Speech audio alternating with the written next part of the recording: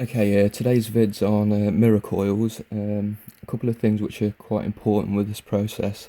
It's really important to clean the coil after you've done this process. I don't suggest trying this coil unless you have a ultrasonic cleaner. The rest of the stuff which I use for this coil are in the actual shot here. I do use a different tool to actually wrap my coil, but this process can be done by anybody. What I'll do is I'll pause the video, set up the wire and everything, and I'll show you how it's made. The first thing you need to do is get the wire that you're going to use. I'm using some 24 gauge Nichrome 80.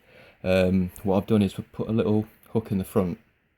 What that's going to do is kind of hook itself onto the actual shaft of the screwdriver, so this way will stop the wire pulling out.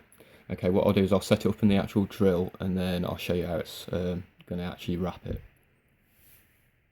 Okay, once you've anchored your wire in, you can then, with a pair of pliers, hold the wire at the bottom and then slowly wrap your coil. Try and wrap it as close as possible. And I always do a few more wraps than it's actually necessary.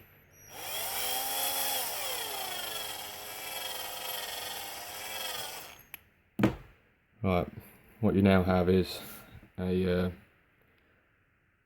the coil wrapped on the actual screwdriver. I did that in slow speed. I'm going to turn that onto high speed now.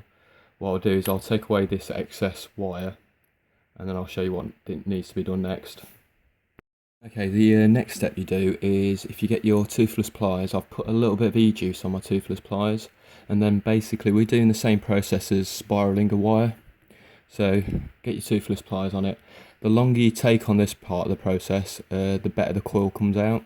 So basically, hold down on it and spin the coil.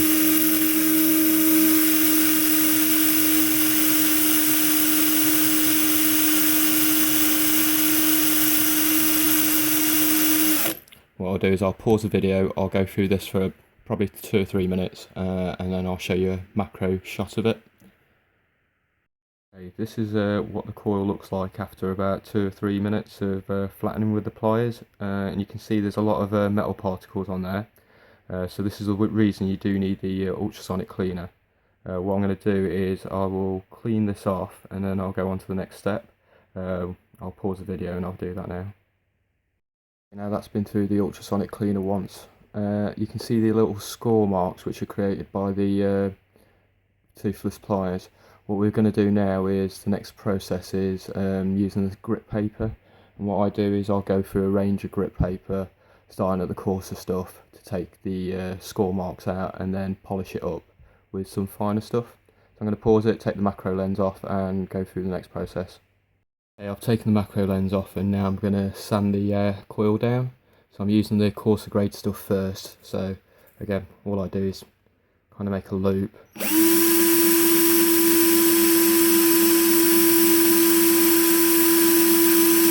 And again, I'll go through this for a couple of minutes, and then I'll move to the 3000 and then 5000. Okay, I'll do a pause and then I'll come back once I've done that process. This is the kind of finish you get with a 1200 GritPaper for a couple of minutes. Obviously, the longer you take with this process, the smoother and the more mirror finish you'll get. Obviously, I'm going to move this up to a 3000 and then a 5000 GritPaper. What I'll do is I'll finish off that, then show you the coil again under macro. Right. Okay, this is the finish you get after 5000 GritPaper.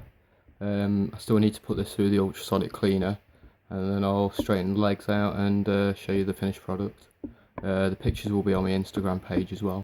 Okay, this is the finished MirrorCoil. As you can see, it's got a pretty good reflection on it. If you follow us on Instagram, there'll be some more pics and vids. And if you subscribe to my YouTube channel, I've got a new tool which I'm going to be posting soon. It's a multi-tool.